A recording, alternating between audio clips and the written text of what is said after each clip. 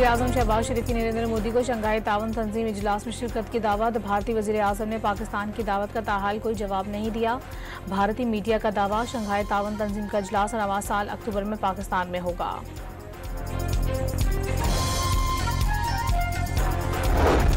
Israeli फौज की कुरान मजीद की बेहुरमती, शुमाली गजा की बनी सालेह मस्जिद में घुसकर कुरान पाक के नुस्खे जला दिए। सफ़ाक फौज ने खान यूनिस में 96 साल पुरानी मस्जिद को भी शहीद कर दिया। कुरान पाक की बेहुरमती पर दुनिया भर में शदीद गम और गुस्सा। हमास का आलम इस्लाम से इसराइली इक़दाम के खिलाफ आवाज़ उठाने का मुतालबा। कुरान पाक की बेहुरमती मुजरिम फौजियों की फाशिस्ट रवैये की तस्दीक करती है, फ़लस्तीनी हुक्काम का बयान। इसराइली फौज ने गजा में 24 घंटे के दौरान मजीद 72 फ़लस्तीनी शहीद कर दिए। खान यूनिस में मलबे से 12 फ़लस्तीनियों की लाशें बरामद। इसराइल के जनूबी लेबनान के मुतादिद शहरों पर फ़ज़ाई हमले, 8 अफराद शहीद कर दिए। हिज़्बुल्लाह ने जवाब में इसराइल पर रॉकेट्स और ड्रोन से हमले कर दिए। इसराइली आबादकार बस्तियों को निशाना बनाया।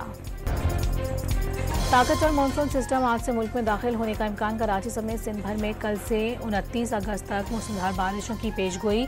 कराची में हंगामी हालत नाफिज। बल्दिया उज़्मा के तमाम इसाफ की छुट्टियां मनसूख कर दी गई। शहर के अहम चॉकिंग पॉइंट्स और मरकजी शाहराहों पर डी वाटर पम्प नस्ब किए जाएंगे। माहीगीरों को खुले समंदर में जाने से गुरेज करने की हिदायत।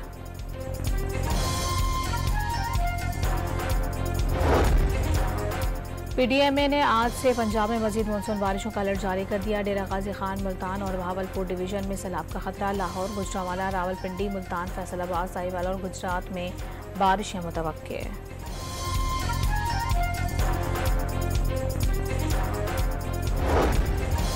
रावल डैम में पानी की सतह बुलंद होने के बाद रवां साल पहली बार स्पेलवेज खोल दिए गए। स्पेलवेज खोलने से पहले करीबी आबादी को अलर्ट करने के लिए सायरन बजाए गए। हुकूमत ने जजों की मुद्दत मुलाजमत बढ़ाने या चीफ जस्टिस की तकरीर का तरीक़ाकार बदलने का मामला ज़ेर गौर होने का तासुर मुस्तरद कर दिया।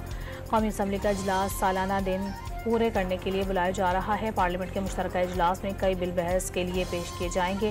वफाकी वज़ीर इत्तलात अताउल्लाह तारण की वजाहत, नए चीफ जस्टिस की तकरीर का नोटिफिकेशन जारी करना भी क़ब्ल अज़ वक्त करार दे दिया।